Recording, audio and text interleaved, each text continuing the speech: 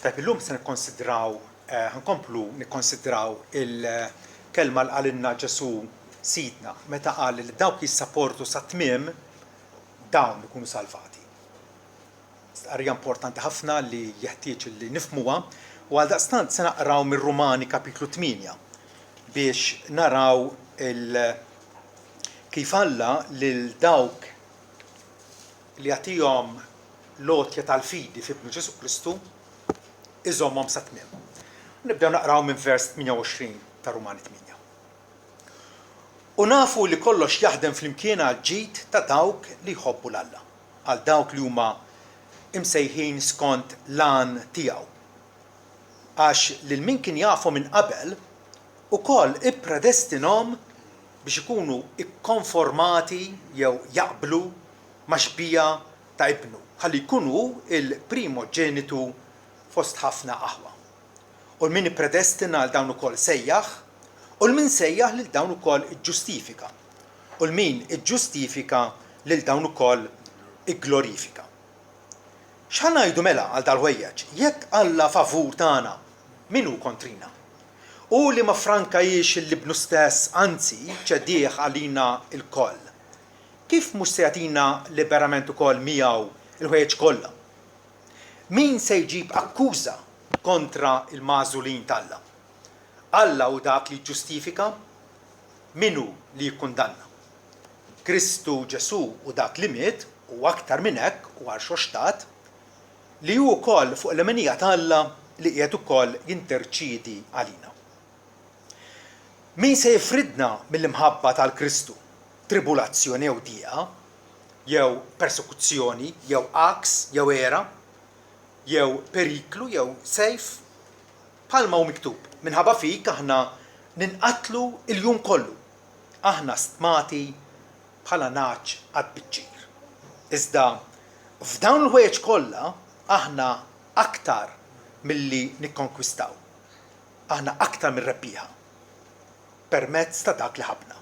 Għax ninsab konvint li l-mewt, l-ħajja, l-anġli, l-ħakkiema, l-ħwejjeġ preżenti, l-ħwejjeġ ġejjin, l-assetat, l-oli, l-font u lanqas kwalunkwe kreatura oħra mi se tkun kapaċi tifridna mill-imħabba tal-Alla li fi Kristu Ġesu Sidna. Amen.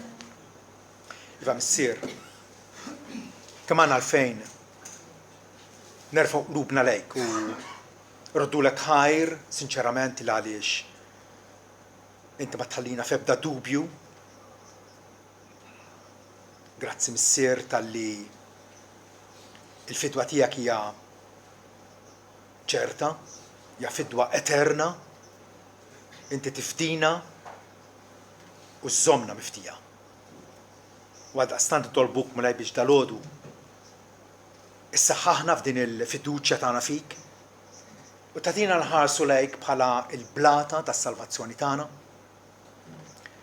Inti milli mill-eternità ippjanajt il-fidwa tagħna u fil-milja ta' żmien ukoll wettaqta fuq il-Kalvarju f'ibnek Ġesu u wkoll wassaltina tajtilna blotja tal-Ispirtu Qaddis tiegħek illi wellidna mill-ġdid u daħħalna fis-saltna tiegħek u hemmhekk inti wkoll iżżommna skont il-qawwa suprema tiegħek.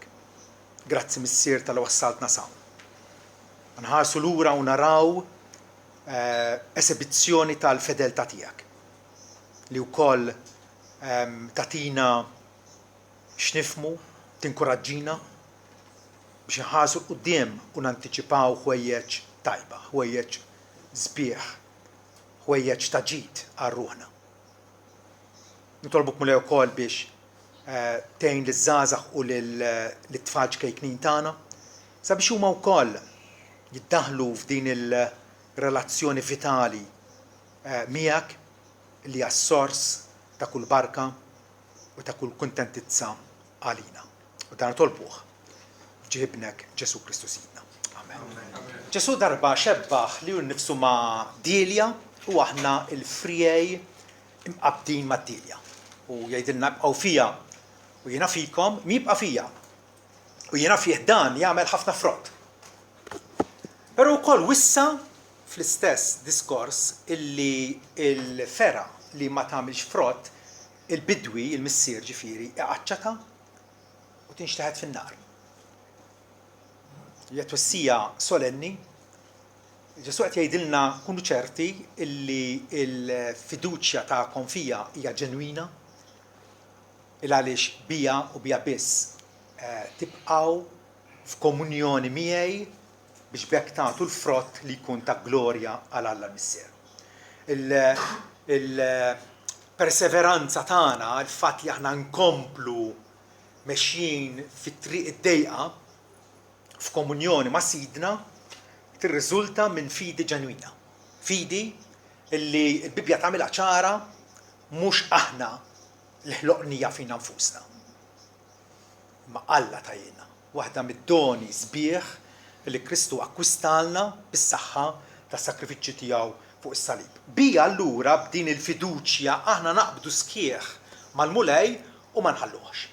Għal ebda raġuni, f'ebda ċirkostanza ma nitilquh kompletament imma nibqgħu sal-aħħar nifs imqabdin miegħu bħala l-ankra tas-salvazzjoni tagħna.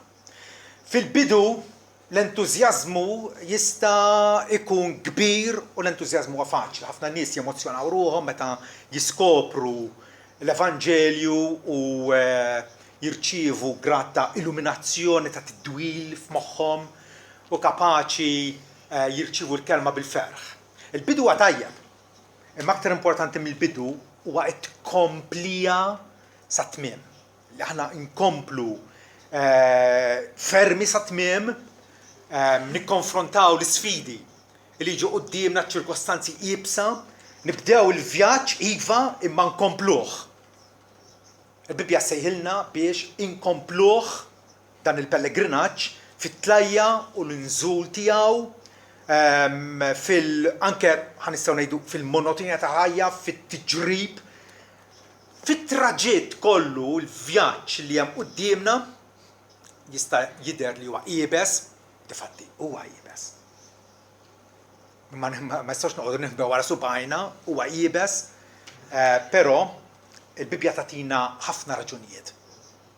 Għala minkejja li kollox jidher kontrina, jekk għall-umana, min jista' jkun kontra tagħna. U la jekk jiena ma' Alla ninsab fil-maġġoranza.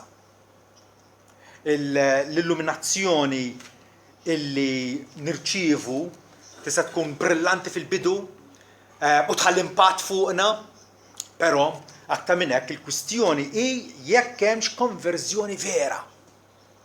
Jekk hemmx konverżjoni, jekk il-qalb tagħna hix imdawra lejn Kristu sabiex naqbdu miegħu bħala l-uniku tama tagħna għal ħajja eterna.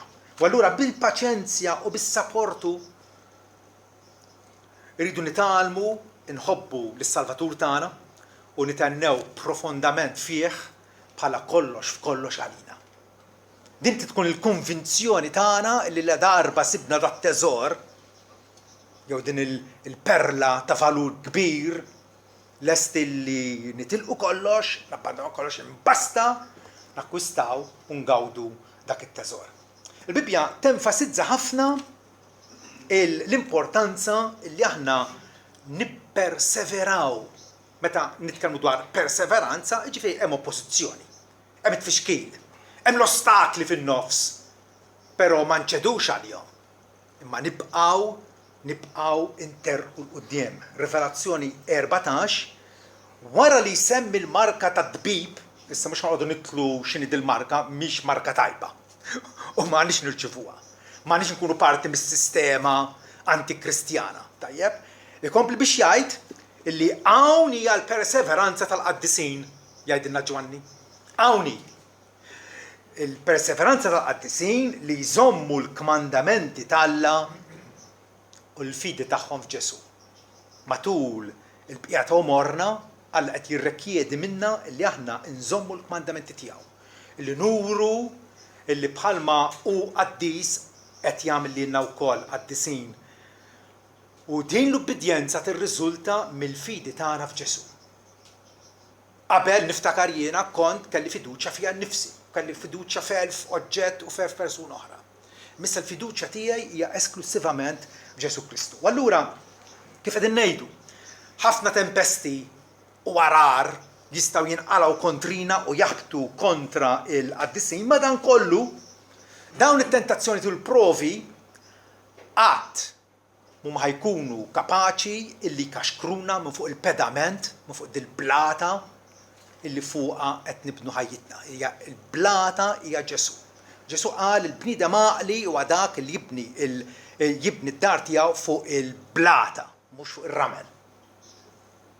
Meta jiġi il-ġudizzju taħġbija ta' tempesta warali inqala dik id-dar tibqa' fis-sod mingħajr ma tinqaleb. Għaliex qegħdin nitkellmu hekk? Il-Bibja tagħtina ħafna raġunijiet. Għala jmissna nemmnu illi Alla li iwellidna mill-ġdid iżommna wkoll sa tmiem. Ma nix qegħdin nirreferu hawnhekk għal Kristjani ta' Parsi. Ifhmuni sewwa. Forsi f'moħħok trid tirraġuna, imma jiena naf wieħed Kristjan.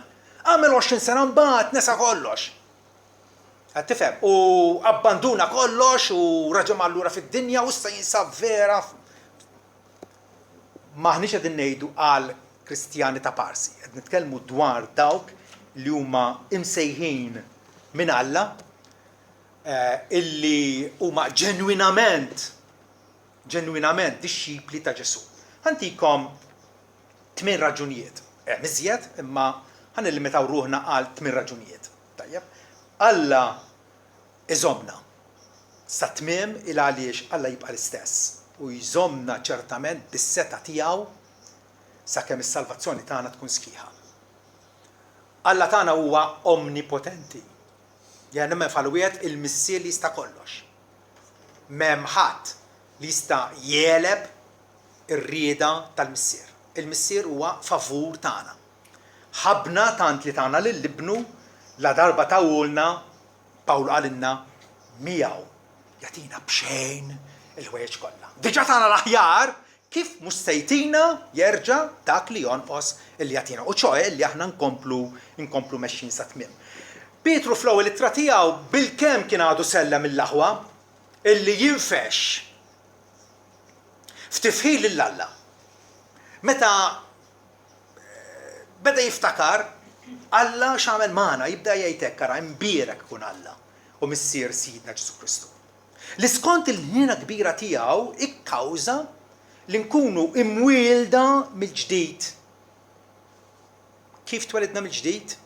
X'kienet ir-raġun il-ħnina tal-Alla. Mhux għax jien għamilt xi ħaġa, ġifieri s-salvazzjoni tiegħi bdiet mill-ħnina tiegħu mingħajr ma jien għamilt xejn. Ikkawża nkunu mwielda mill-ġdid, allura hawnhekk għandna l-ħidma grazzjuża tal-Alla mibdija għal tama ħajja permezz tal-qawmien ta' Ġesu Kristu mill-imwiet. Pietru qed jgħidilna għandna tama ħajja, mhux tama fake. Mhux tama illi ħadd iddiżappuntana, hija tama ħajja u allura għandna futur tajjeb u garantit. Għal wirt inkorruttibbli, wirt li ma jistax jitħassar, mhux kontaminat u lanqas jitbiel, riservat fis-smewwiet għalikom. Pietru qed jgħidilna aħna nafu x'se tkun id-destinazzjoni tagħna. Illi ħanaslu fis-smewwiet. Ħanaslu fil-preżenza ta' Alla fil-ġenna. Imma forsi tgħid min jaf x'għad jiġri. Għadni żgħir, għadni żagħżugħ, min jaf jekk ngħix sa xjuħija x'jista' jiġri minni. Pietru jgħidilna naf se jiġri minna. Aħna qed inkunu protetti mis-seta tal-Alla permezz tal-fidi għas-salvazzjoni lesta biex tkun rivelata fl-aħħar żmien. Is-salvazzjoni li Alla diġà tajjilna se tkun murija fil-milja kollha tagħha, fis-sbuħja kollha tagħha fl-aħħar żmien. U fil-frattemp il-missier iżommna bis-seta omnipotenti tiegħu. Dik l-ewwel raġuni, it-tieni raġuni. Alla iżommna għax huwa fidil għal-weda tiegħu. Alla huwa fidil, Alla għandu fedeltà infallibbli lejna. L-ewwel Tessalonikin 5 Pawlu jitlob għall-insara ta' żmienu u jgħid M'hemmx li Alla taslim innifsu iqaddiskom totalment u jalla l-Ispiritu u r-Ruħu l-ġisem tagħkom jinżammu kompluti bl-ħtija fil-miġja ta' Sidna Ġesu Kristu. Din hija talba. Pawlu qed jitlob il-Alla u m'hemmx li il-fidili kollha jitqazzu totalment. Tgħid ma forsi hemm dubju, isimgħu. Fidil huwa dak li sejħilkom li ta' bil-ħaq se jagħmel dan. Alla qiegħed hawnhekk jgħid li huwa fidil u ċertament se jqaddisna totalment. Pawlu itajrilna kull dubju il għaliex nistgħu nħarsu l-fedeltà tal-Alla, Alla ma jwieċ imbagħad jinsa, jew ma iwieċ imbagħad jibdel kentu. Nistgħu nafdaw fil-fedeltà tal-Alla. Nistgħu nafdaw ukoll it-tielet raġuni. Fl-imħabba infallibli tiegħu. L-imħabba tal-Alla. Rumani 8 li qrajna, Pawlu hawnhekk qiegħed jgħid illi la darba Alla tagħna kollox fi Kristu, jekk Alla umana minnu kontrina u jkompli jgħid imbagħad li għalkemm hemm tribulazzjoni u dieqa u aks u era u sejf u persekuzzjoni u dal-affarijiet kollha. Pawlu qal jiena konvint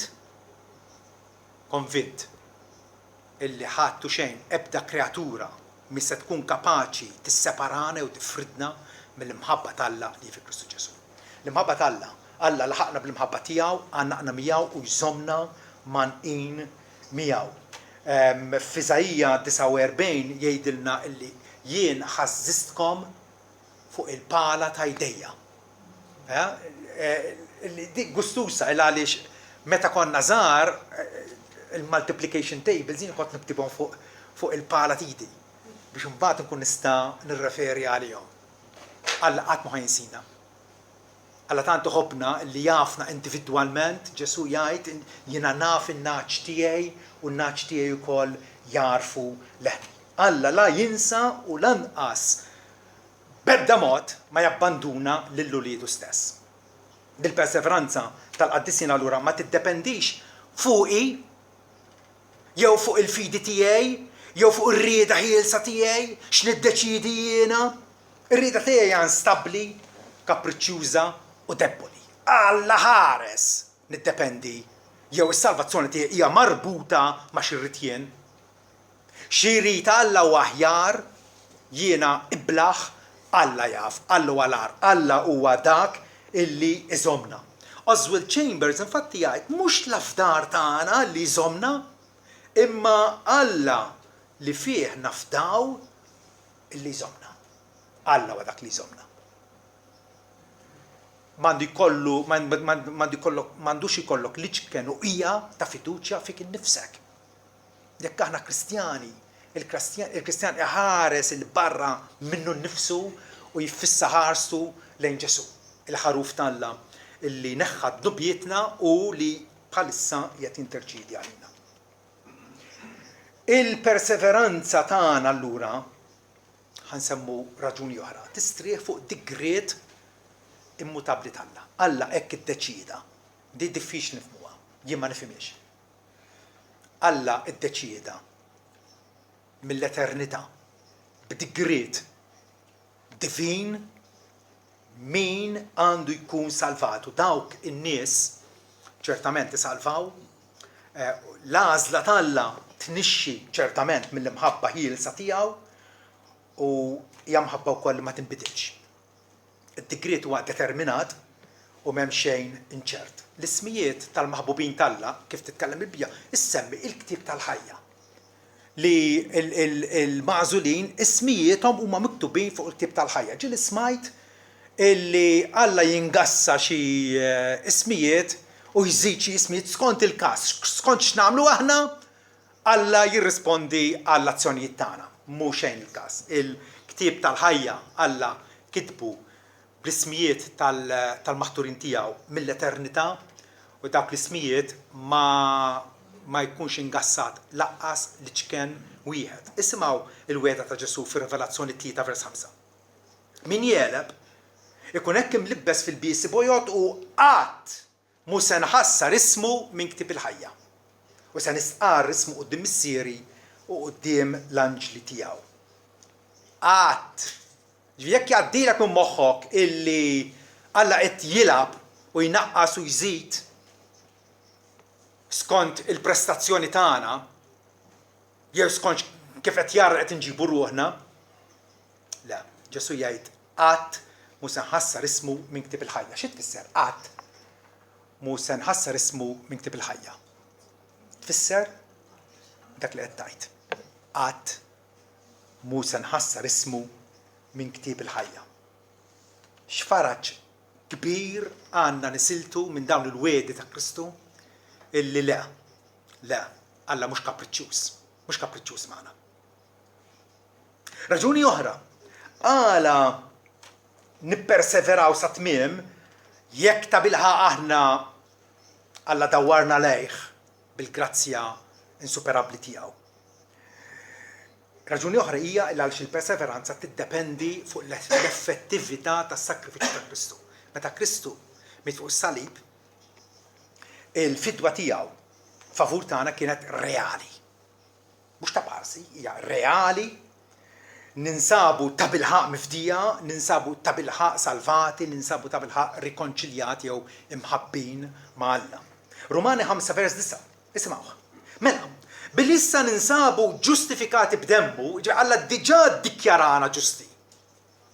Diġà għalana mill-kundanna u ninsabu fil-favur tiegħu. Ġustifikati bid-dem ta' Kristu, bil-wis iżjed se nkunu salvati mir-rabja ta' Alla permezz tiegħu. Għax jekk fil-waqt li konna għadna edewwa konna rikonċiljati mal-Alla. Alla laqana fiħdanu, tagħna merba, m'għadniex aktar edewwa tiegħu. Issa rikonċiljati miegħu permezz tal-mewt ta' ibnu. X'qalat il-mewt ta' ibnu? Il-ħbiberja tagħna mal-Alla. Min edewwa Alla issa laqana bħala ħbibu, rikonċiljati miegħu. Bil-wis iżjed issa billi ninsabu rikonċiljati se nkunu salvati bil-ħajja tiegħu. Kristu fdina b'mewtu minn issa bil-ħajja tal-irxox tiegħu iżomna salvati. Mhux hekk biss, imma wkoll neżultaw f'Alla, nifirħu f'Alla. Permezz ta' Sidna Ġesu Kristu l-permezz tiegħu issa rċivejna r-rikonċiljazzjoni. Hija rikonċiljazzjoni għaż-żmien u l-eternità. Jekk hija rikonċiljazzjoni għal sena jew 5 snin jew 50 sena u tispiċċa, mi rikonċiljazzjoni xejn. Terewla. Raġuni oħra, għala il-Kristjan ġenwin ikompli sa tmiem hija illi Kristu irxoxtat jiggarantixxi li aħna ngħixu minħabba fih. Ħajtu hi ħajjitna. Pawlu x'jgħid fil-Galatin 2. Jiena msallab ma' Kristu. Madankollu jien ngħix ma' mhux jien. Kristu jgħix fija. U l-ħajja li ngħix issa ngħixha bil-fidi f'binalla li ħabni u tagħli nnifsu għalija. Xi kliem sublimi. Pawlu qed jaraf illi hu personalment m'għandu ebda ħajja spiritwali. Il-ħajja tiegħu hija ħajja ta' Kristu fih. Ġesu jgħidha b'mod vera sempliċi illi anke tarbija tifhmu. Għax jien ngħix, intom se tgħixu wkoll. Il-perseveranza tagħna tiddependi fuq. Li daħal fis-smewwiet qabilna bħala garanzija li la darba hu jinsab fis-smewwiet niesu il-membri tiegħu wkoll se jkun fis-smewwiet. Insemmu raġuni oħra għala nemmnu li l-qaddisin jipperseveraw, ġifieri il-fidili vera jkomplu fil-fidi sa tmiem minħabba il-mertu u l-interċessjoni ta' Kristu. Kristu huwa l-avukat tagħna quddiem il-missier. Tistgħu timmaġinaw l-avukat tagħna li jitla fil-kawża tagħna? Meta diġà miet għalina? Meta kien irxoxtat għal ġustifikazzjoni tagħna? Ġesu qiegħed jinterċidi għalina, isimgħu kif jitlob lill-missier. Fi Ġwanni 17 vers 24. Jgħidlu missier, irrid illi huma wkoll li tajtni mela nafu li l-missier taħ għadd ta' nies lil Ġesu. U Ġesu miet għalihom. Taħ poplu u dal-poplu Ġesu irrid illi dawk kollha li tajtni ikunu miegħi fejn inkun jien. sabiex jaraw il-glorja tiegħi li tajtni għax ħabbejtni qabel il-pedament tad-dinja.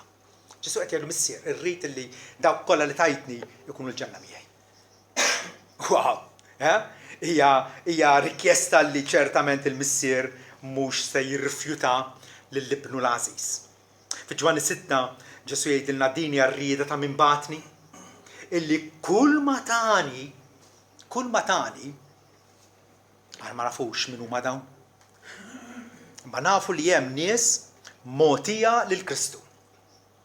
Kull ma tani l-missier mhu se nitlef xejn minnu, anzi se nqajmu fl-aħħar jum. Da diskors ngħid għalija jiena qabbadni l-bart.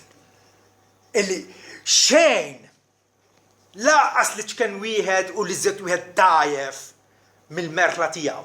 Dik il-ħarufa li forsi għadha qastaf timxi, Ġesu jgħid dawn kollha mhu ħanitlef xejn minnhom, anzi se wassalhom sal-reżurrezzjoni glorjuża fl-aħħar jum.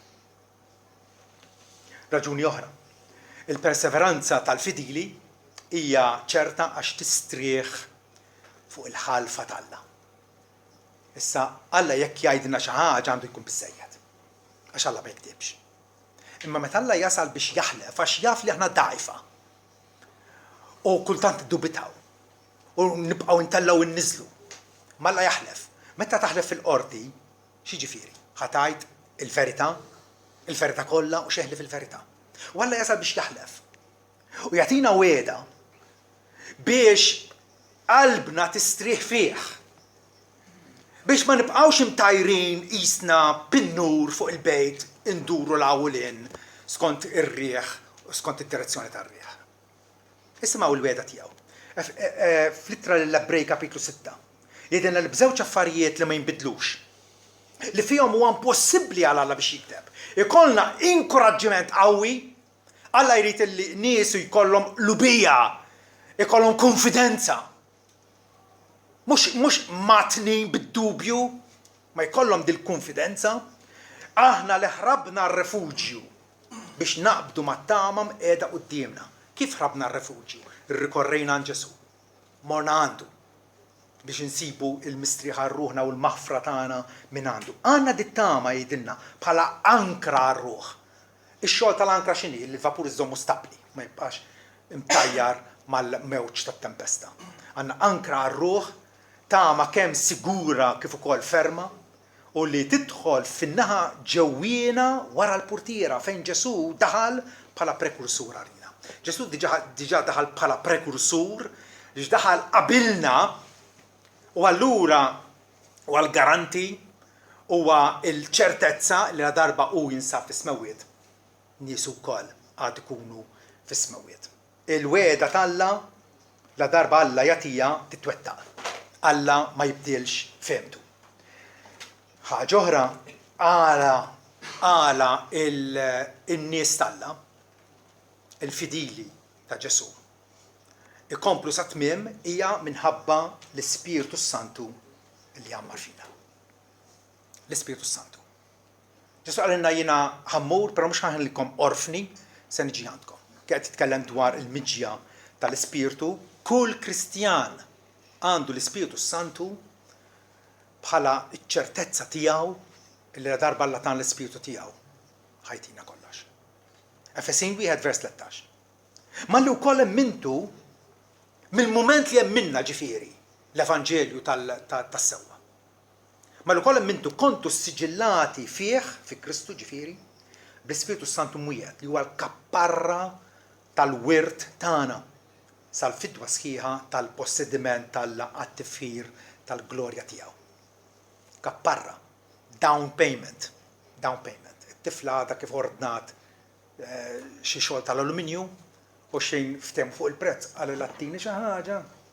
Qed tifhem biex jorbot lila u hi torbot lilu. U tagħtu 100 euro ġifieri x-xogħol ħajsir. Hija biss kwistjoni ta' ħin.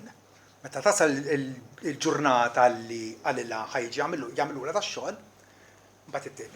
Alla tagħna l-Ispiritu tiegħu u bekk qed jurina li darba għandna l-Ispiritu naslu sal-fidwa sħiħa tal-possediment Alla. Aktar tard fl-istess ittra, Pawli jgħid niktux li l-Ispiritu Santu tal-Alla li bih kontu s-siġillati sal-jum tal-fidwa. Is-siġillati. Alla tagħna s-siġil tiegħu. Ġifieri, aħna nappartienu għalih. Aħna nappartienu għalih. Tiegħu għal dejjem. Il-perseveranza tagħna tiddependi wkoll fuq il-ħajja tal-Alla illi qiegħda fina. Alla tagħna ħajja spiritwali f'ruħna. Ruħna kienet mejta, separata minn Alla, bla tama, malli satana l-ħajja tiegħu fina. L-ewwel Ġwanni 3:9. Kull min hu mwieled minn Alla ma jipprattikax it-tnub. Għax iż-żerrija tiegħu tibqa' fih u ma jistax ikompli jitneb għax hu mwieled minn Alla. L-imweldin minn Alla tarafhom. Jaħarbu mid-tnub bħal-pesta, meta jiżolqu ma jibqgħux jistaħmu fil-ħama tad-dnub, iqumu jistqarru dnubietom jibqgħu mixjin. Iż-żerrija tal-Alla tibqa' fih. Tibqa' fih. Il-ħajja li Alla ddepożita fina tibqa' fina. Raġuni oħra.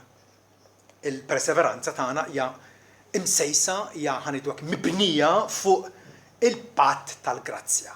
Alla għamel patt magħna u dak il-patt jonorah. Dal-patt huwa msemmi f'diversi parti tal-Iskrittura, ħansemmi biss Ġeremija 32 vers 40. Alla qed titkellem dwar niesu u jgħid hekk ara. Se nagħmel patt dejjemi magħhom. Ma innutaw, patt dejjemi. Patt għal dejjem. Patt li ma jispiċċax. Jekk għadek temmen il-Kristjan jista' jerġa' lura fid-dinja u jintilef u jmur l-infern, dak il-patt ma kien dejjimi xejn. Se nagħmel patt dejjimi magħhom. Qatt mhux se nieqaf nagħmlilhom il-ġid. Aħna għandna ħabta illi nikkonsidraw lilna nfusna u skont l-imġiba tagħna Alla jirranġa l-affarijiet. Alla wara ta' grazzja. Ta' grazzja. Iħobbna minkejja illi ma ħobbuhx. Meta konna għadna fi stat ta' dnub, Alla ħabna tant illi tagħna l-ibnu l-waħdieni biex kull min jemmen fih ma jitilifx. Qatt mhux se nieqaf nagħmlilhom il-ġid. U se nebbaħhom jew se nikkawżhom biex jibżgħu minni. Tant li qatt huma se jduru lehem minni. Se naġnat ir-referenza Ġeremija 32 vers 40. Qatt huma se jduru lehem minni. Dik il-biża dik l-ansjetà li forsi taqbadna għaliex se nkompli jew le. Għal qed jgħidilna qatt. Niesi qatt mhux se jduru lehem minni. Oswald Sanders darba qal il-perseveranza tal-qaddisin hija possibbli biss minħabba il-perseveranza tagħna. Alla ma qtax qalbu minna. Jaf id-djufija tagħna, jaf l-inkonsistenzi tagħna, jaf id-dubji tagħna, jissuperhom. Jelibhom. Dawn il-fatturi allura kollha għandhom inislu dik iċ-ċertezza fi qlubna inkwantu il-perseveranza tal-qaddisin. Iva, kull jum ma' kull sebħ jiena determinat li nibqa' miexi fil-modija ta' Ġesu. Għaliex? Għax din hija l-ħidma tal-Alla fija. Il-Bibja tgħallimni, din hija l-ħidma tal-Alla fija. Issa, ovvjament, il-fidili jistgħu minħabba t-tiġrib ta' Satana, minħabba l-attrazzjonijiet tad-dinja u minħabba tendenza midimba fihom infushom jistgħu jinelbu mit-tentazzjoni. U jaqgħu, jistgħu. Nħass lejn nifsi.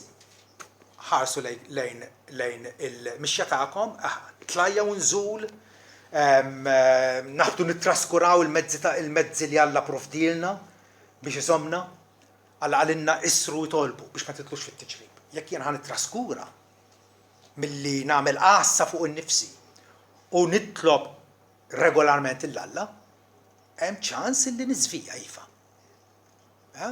U din hija realtà U nistgħu nkomplu f'dan l-istat għal xi żmien u hekk li inqanqlu d-dispjaċir tal-Alla. Bħalma missier jiddispjaċih meta ibnu ma jobdiex, hekk ukoll Alla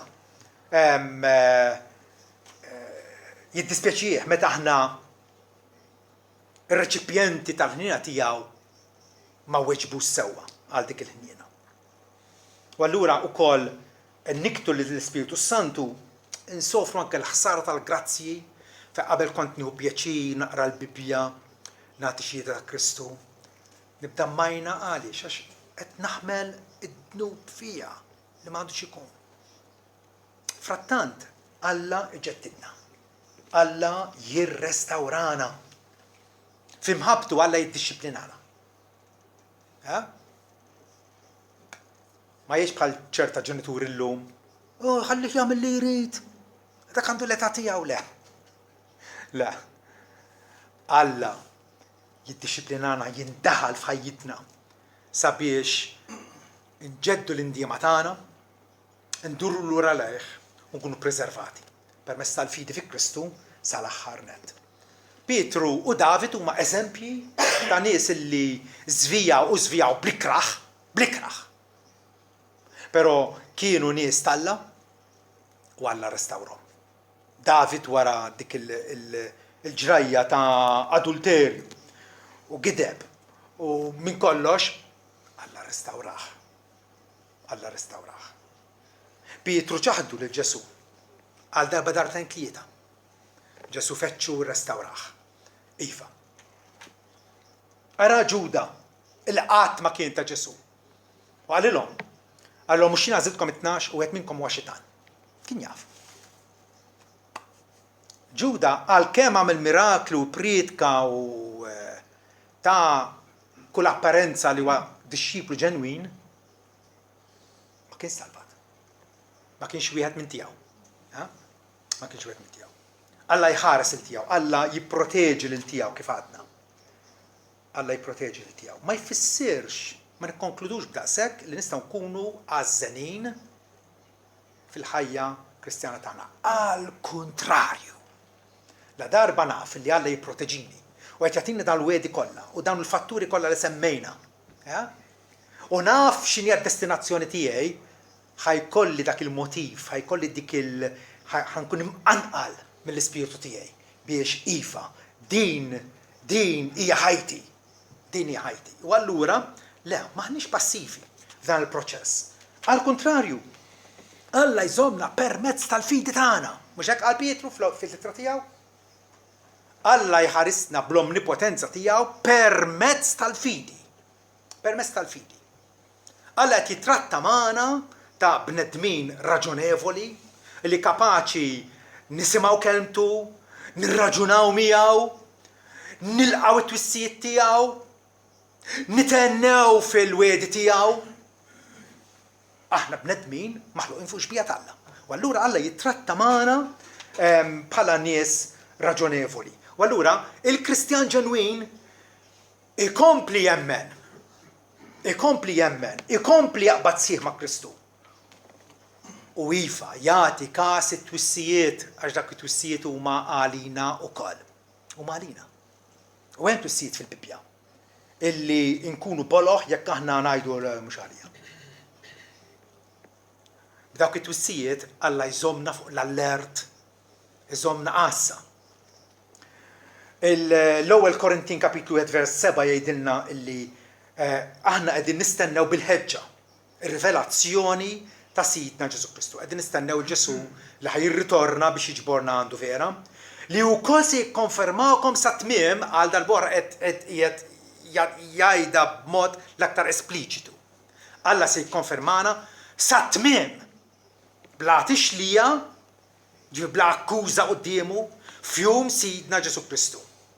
Se jseħħ dan u żgur jgħidilna fidilu Alla li minnu kontum sejħin għax-xirka mibnu Ġesu Kristu Sidna. Jerġa' jafferma l-fedeltà tal-Alla illi la darba Alla wedna illi jiena ġbitkom lejja u se nżommkom sa tmiem. Dawk mela kwalunkwe appelli jew twissijiet fil-Bibbja u mantiżi biex lilna iżommuna dejjem fuq ponot subajna, ma norqdux, ma nitażnux, ma nibirdux, imma il-fjamma tal-fidi nkomplu nagħlfuha, Sikwit it-twissija u l-weda talla huma abbinati flimkien, jissemmew fl-istess post. Ħantikom eżempju wieħed. Fl-ittra ta' Ġuda jgħidilna żommu lilkom infuskom f'mabba talla. Importanti din hija ġabra, infatti, tal x'inhu Kristjan, il-Kristjan tafu għax iżomm li nnifsu fl-mħabba talla. Juża l-mezzi tal-grazzja. Taraħ bieżel fil-mħabba tiegħu lejn il-proxmu. Taraħ ħanin, iħobb il-paċi u dal-affarijiet kollha. Żommu li konfuskom fl-mħabba talla. Ftit wara l-istess awtur jgħid Alla kapaċi jħariskom milli totru. Alla kapaċi jħariskom milli titfixklu u taqgħu għat-telfin. Fil-waqt li qed iwissina jew aħjar qed jikkmandana żommu li konfuskom fl-mħabba talla, qed jgħid li finalment Alla se jħariskom milli totru. X'barka insuperabbli hija din illi Alla li beda xogħol tajjeb fina ċertament se jkomplih u jipperfezzjonah. Francis Roberts darba qalet il-perseveranza hija l-ħabel li torbot lir-ruħ mal-ħabbata tal-bib tal-ġenna. Nafu l-ġenna m'għandux bib, jekk hemm bib huwa Ġesu. Jien huwa l-bib, mi jidħol minni, isalva u jidħol joħroġ u jsib il-mera. Il-perseveranza hija l-ħabel li torbot lir-ruħ mal-ħabbata tal-bib tal-ġenna. Dan it-tagħlim il-Bibja kif titkellem dwar is-salvazzjoni tagħna, illi ma tiddependi xejn fuqna, tiddependi kompletament fuq is-Salvatur, Ġesu Kristu. Ma tiddependix għax jiena nagħmel l-isforzi tiegħi, jew għax irrid, ma tiddependi minn Alla li ħenn, Romani 9 vers 16. Tiddependi biss minn Alla li ħenn. Ignazju ta' Antiochia, dana kien mexxej f'Antiochia li kiteb diversi jitri u tiela lejn Ruma biex jieħu l-martirju. Fis-seklu 2. Ġifieri qed mill-Santi Padri bikrija. Jgħid siġra tingħaraf mill-frott tagħha. U l-istess dawk li professaw li appartienu għal Kristu. Jidru bli jagħmlu. Inti qed tgħid li inti Kristjan? Urini il-ħajja mifdija tiegħek. Vera? Jidru bli jagħmlu. Għax il-meħtieġ mhuwiex is-sempliċi sqarrija preżenti iżda l-perseveranza sa tmiem fil-qawwa tal-fidi. Qisu kien jaf u jista' jkun li kien hemm nies fi żmien ukoll illi kienu jgħidu jiena nemmen. Mhux li tajt li temmen, tajt li temmen. X'tiswa? Mhux is-sempliċi stqarrija preżenti. Imma l-perseveranza u hemmhekk nkunu qegħdin nuru li iva aħna ninsabu fil-ħdan fidil ta' Kristu Ġesu illi jassigurana illi la darba sejħilna ukoll iżommna sa tmiem. Amen.